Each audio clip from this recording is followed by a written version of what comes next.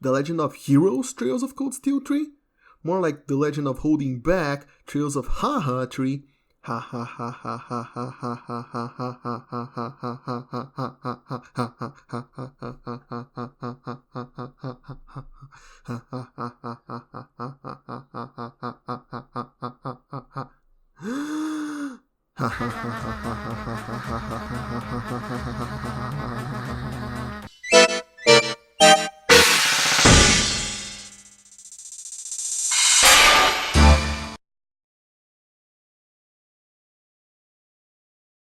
Okay, so about the script I'm reading for this video right now, I wrote it right after I completed the game. Literally after completing it, I had a text editor open, so as soon as I finished it, I could strike while the iron's hot.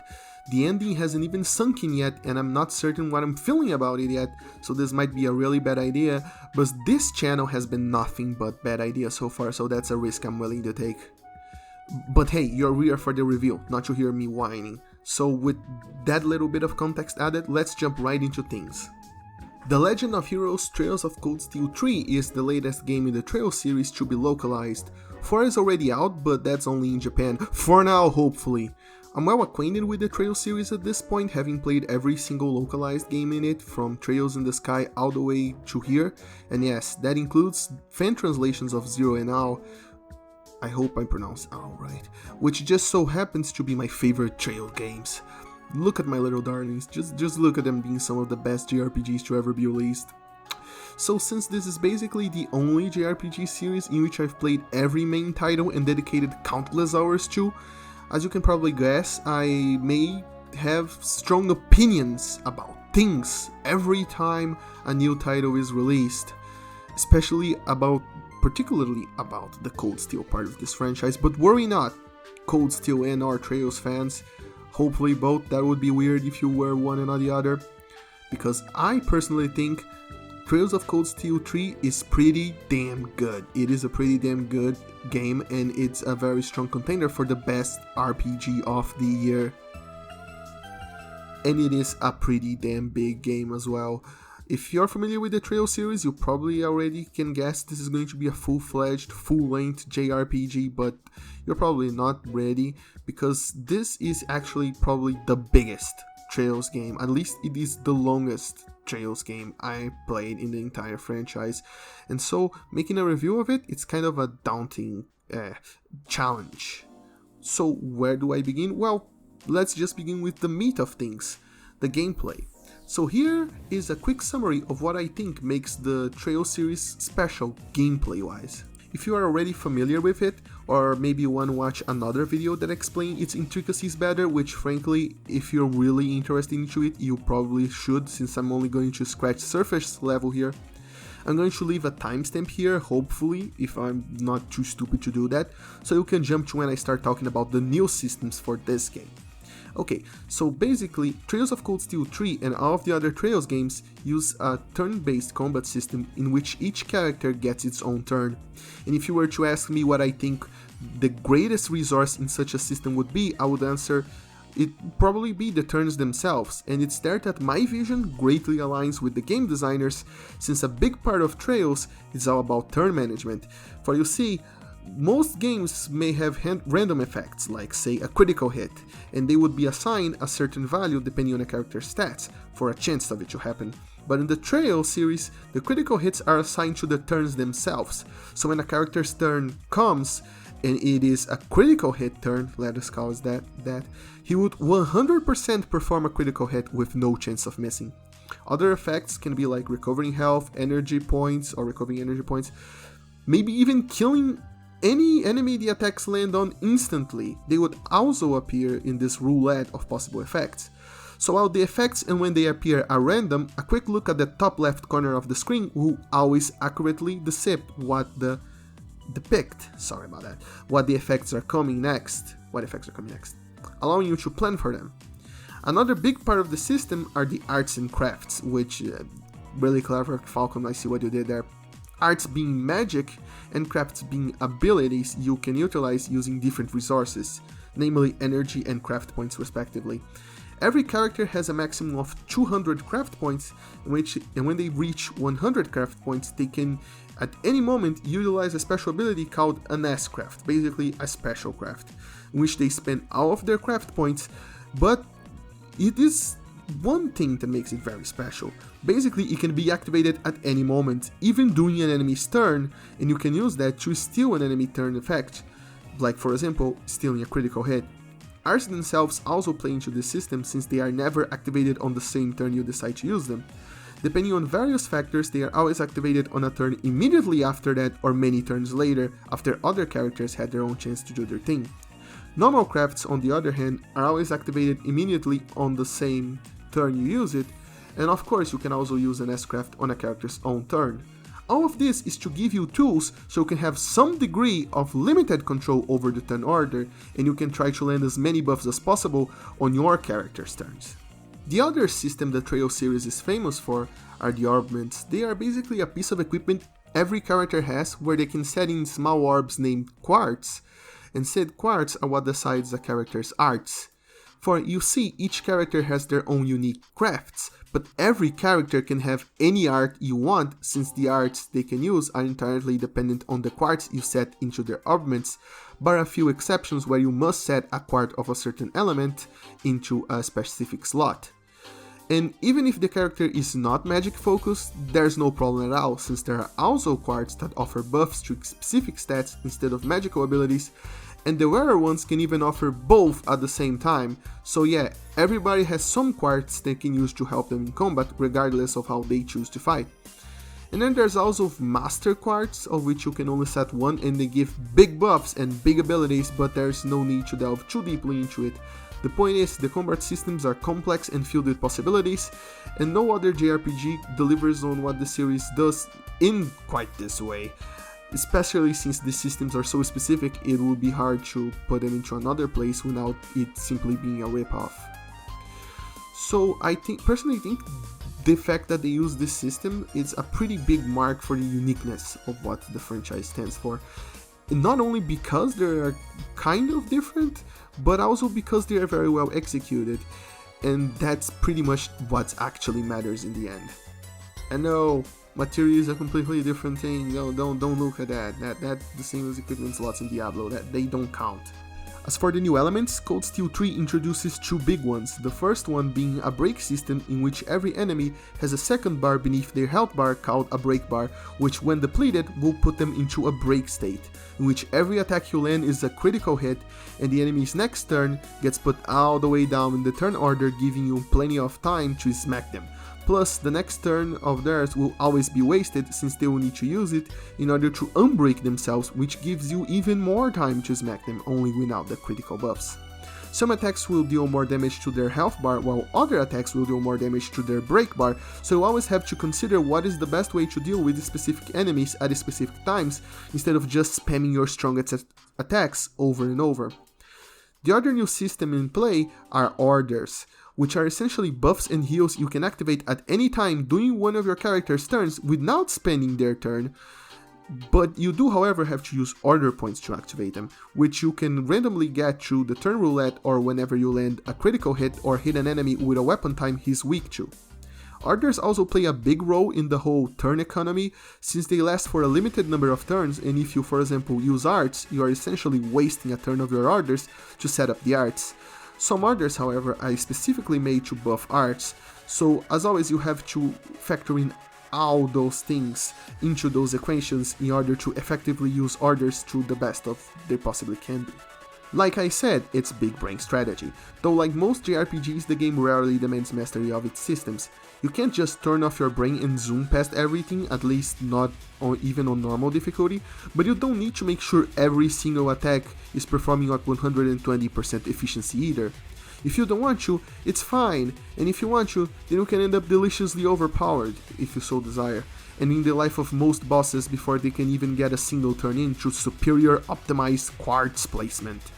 Whether you like that or not depends on whether you think a game should push you towards complete mastery of its systems, but I subscribe to a different philosophy that thinks the more effort you put into preparation, the easier battles should be. So this is all just dandy to me. Especially if you saw my stream and despair at my shitty gameplay, you'll be able to attest a lack of preparation can hurt you just as much, So it all evens out in the end, and gameplay wise, I have no complaints. It all works out and it's pretty fun to figure it out, though it might not please really hardcore gamers. Outside of combat, you get to do the usual JRPG stuff where you walk a lot and you talk a lot, so you can walk some more and talk some more, taking part in all manners of side quests and looking around for hidden scenes, though Cold Steel 3 does a very noble effort of modernizing those aspects. Every single side quest bearing a few rare exceptions, and even hidden small events that don't count as side quests, are marked on your map, plus every time you go near an NPC, a small talk bubble will appear over their head, and gets grayed out to indicate the NPC has no new dialogue, so you know exactly who has new information that may or may not be relevant to the subject at hand. Plus you get a new high-speed mode that you can turn on at any time that essentially put the game in turbo mode, allowing you to walk faster and battle faster and even watch dialogue scenes faster.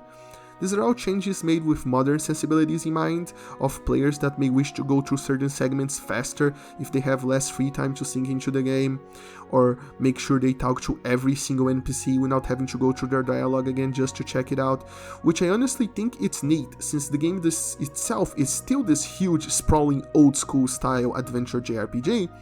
It's just letting new audiences to pick and choose how to best experience it, allowing old school players to experience it in full should they wish, and allowing new players to rush to the grind and side content faster to get to the meat of the story should they wish to. And what a meat it is! Assuming you saw my live stream, which you totally should check out and give me more views, you will notice there is a metric bucket load of time that is not spent on combat at all. Instead, it is spent on a rich, deep, long as hell, anime as hell storyline. It is no exaggeration to say it felt like half of my 80 hours of playtime, it is a long game, was spent reading through segments that were worth multiple novels in text. It is a very text heavy game, it is a very plot heavy game, and if you're here purely for the gameplay, then you came to the wrong neighborhood, cause Trails ain't that kind of place. The story of Cold Steel 3 shines out amongst JRPGs since, while other series like Final Fantasy reset the world in almost every installment, the Trails series is still running the same storyline for the past 15 years. So each one of the previous 7 installments are still relevant to this one, with the story picking about a year later after the events of Cold Steel 2. The story takes place in the Empire of Erebonia and it stars Rin Schwarzer, the protagonist of the first two Cold Steel games, coming back for a third round, as he tries to settle in as an instructor of Thor's military academy's branch campus and figure out how to proceed with his life after being used essentially as a pawn of a militaristic empire to further expand its territory in a series of escalating wars.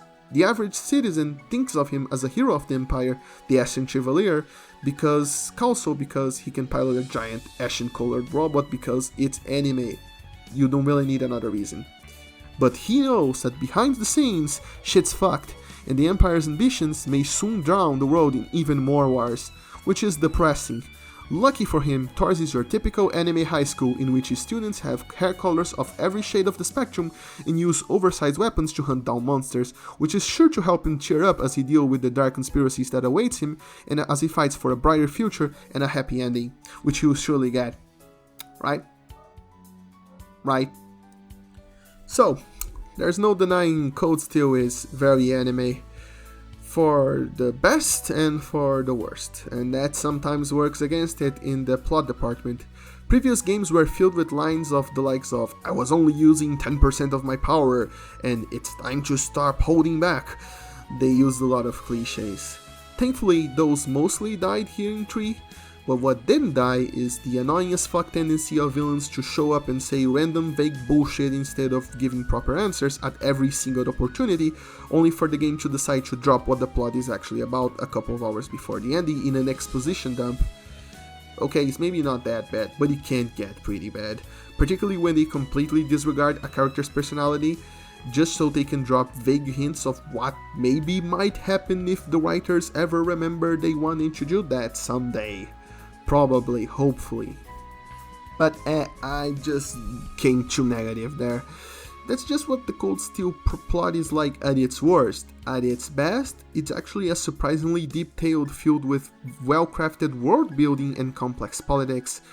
It is ultimately a tale about very human, very anime, yes, but still very human characters trying to navigate a maze of conspiracy and treachery in an attempt to save their home from being engulfed in hatred and war, while being opposed by forces much greater than them in both strength and intellect. And speaking about intellect, in fact, a lot of the time the main enemy of the cast is not even a big bad guy with a big bad sword, it is political red tape. A lot of issues could be solved if they did just directly apply their fist to the antagonist's face, but ultimately they always arrived at this point too late to really do anything, or fail due to lack of information from agencies that should have supported them. Also, their actions can neatly fit into the political agenda of others. And nowhere this is better exemplified than in the fact that the main antagonistic force behind the scenes is Chancellor Gilead Osborn, a man who is clearly up to no good. I mean, just look at his face, that is the face of a man who is up to no good, but who can't be directly fought since he's essentially the Emperor's right-hand man, and he's not even a treacherous right-hand man. He does things with the Emperor fully conscious of what he's doing, and everything he does ends up in some way benefiting the land and the populace of Erebonia, but he does it with a hold no hostages attitude that ends up hurting a lot of people on the way and causing multiple wars. Yet since all of this benefits the Empire, the very protagonists take part in, they can't very well just walk up to him and stop him from doing bad things. The fact that a mysterious society called Ouroboros is walking around wreaking havoc everywhere they go, working separately from Osborn, does nothing to help the protagonists, who can't very well focus on this sort of enemy within, while a more immediate threat is constantly blowing shit up. It's an interesting setup, and it could be a turn off if you were expecting a more standard save the world plot, even if that might be where they're heading it in the end anyway. But hey, if you're willing to give it a try, you must just like the scenes where the characters discuss tax policies and survival strategy. Rounding up the cast of Anime Politics the Game are Rin's old friends from the first two Cold Steel games, but honestly, forget about them. You can just look a review from the first two games if you want to know more about them. They're old and busted. But the new Class 7? Oh yeah, now that's the new hotness. Let's start with Yuna Crawford, who is your typical pink-haired anime girl, except she wields fucking gun tonfas. Hot pink gun tonfas. And won't stop yelling about Crossbell. As you can probably guess, she's basically my spirit animal, because gun tonfas and Crossbell, what more do you need?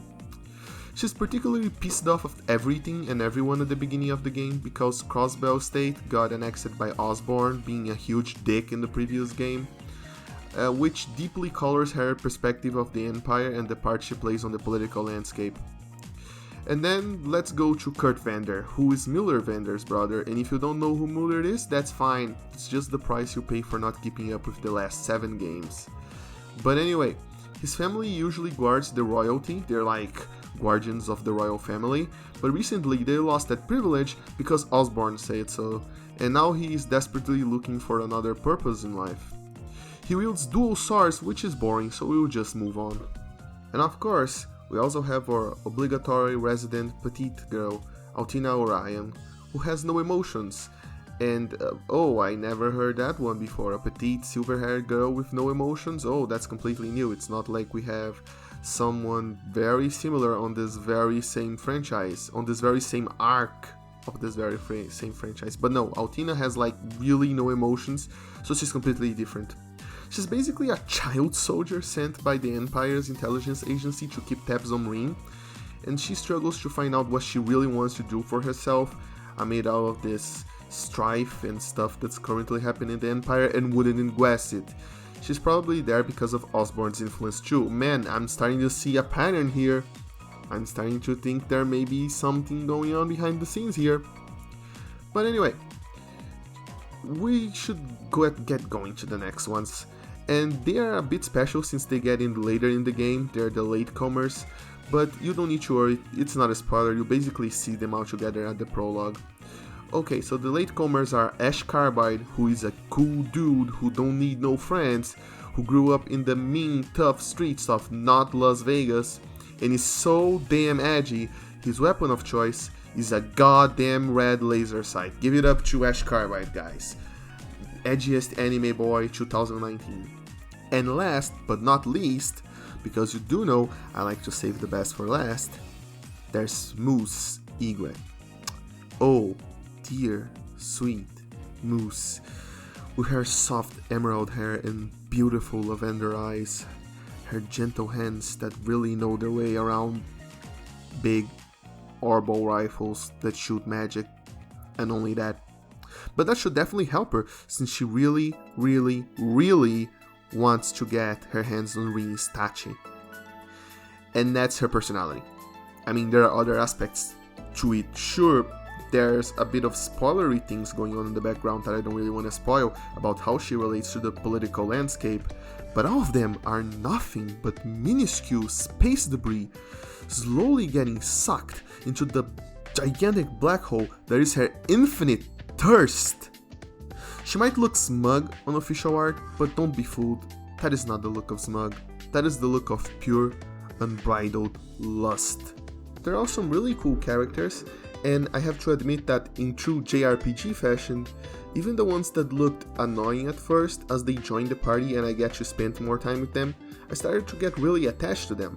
Sometimes they do fall into the cliche pitfalls you'd expect them to, but more often than not they can actually really surprise you and create this sense that the game's world is alive, while with every single one of them having a more or less unique perspective on the game's world, thanks to their upbringing and how the world's politics kind of screw them over in various ways.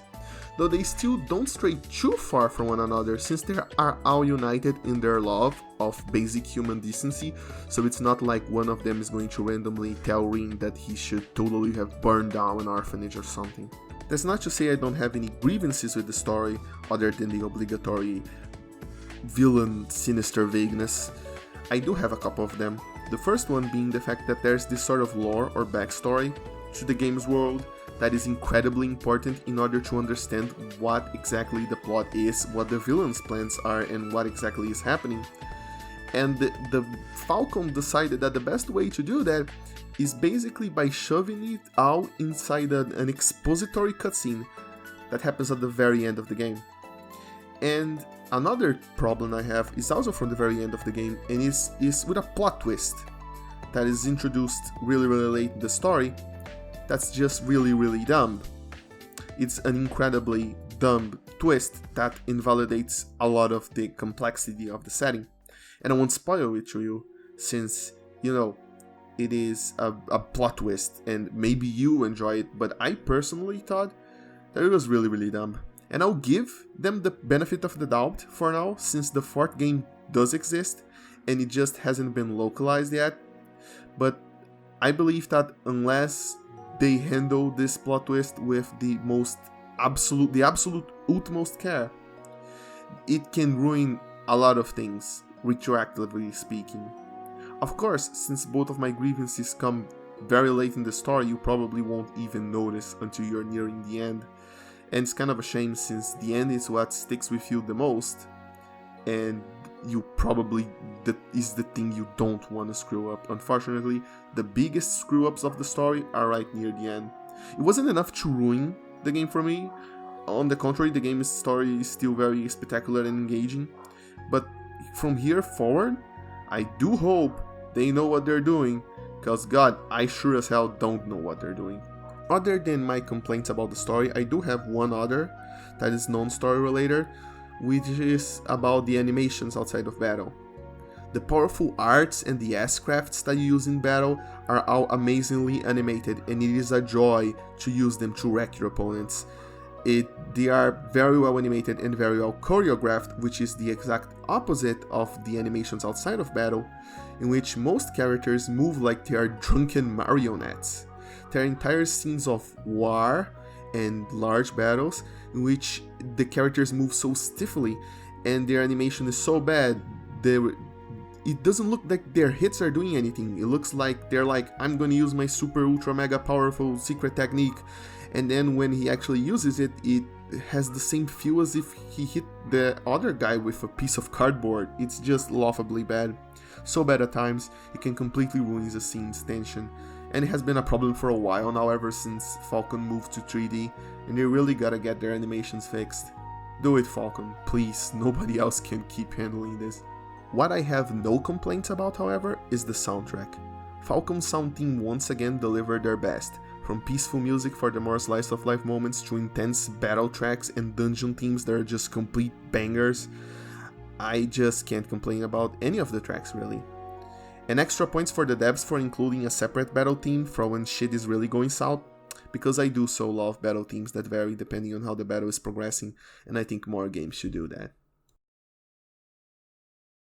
Okay then, so in conclusion, there are a few plot points and story animations that are not the best, but that aside, the game is pretty much flawless in every other aspect, so much that I can recommend it to just about anybody interested in JRPGs. Hell, it is currently my favorite RPG of the year, so you can, if you trust me, note that you can go into this one without any reservations, and it was definitely worth the wait. But before we go, we must touch on one last controversial topic. Can you begin playing the Trails series by starting with Trails of Cold Steel 3? Well, it does come with a small encyclopedia of lore, plus a small summary of the first 2 Cold Steel games, and it does take place a decent amount of time since 2 and makes references that happens in between the second game and this one that wasn't really shown. It didn't really happen, they're just referenced here. So both veterans and newcomers will end up feeling like they're both are even out at the starting line of this game.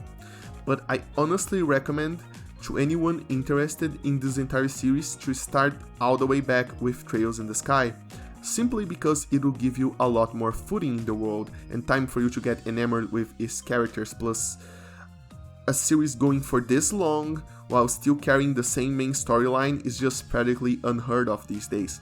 It's all about the remakes and the reboots and the soft reboots to keep trying to bring in new audiences, and amidst all that, I feel like Trails is a series that deserves your attention from beginning to end simply because of the fact that Falcom decided that this risk was worth taking. That carrying storylines and pleasing fans that has been here from the start is a thing worth doing. And that is what I absolutely love about the Trails series, and the respect Falcom gives to the people who have been here from the start. That being said, if you just wanna play 3 or you wanna start with 3 before going back and playing the others, then yeah, you can definitely do that. But come on man, think about all the cool raps you'll be missing.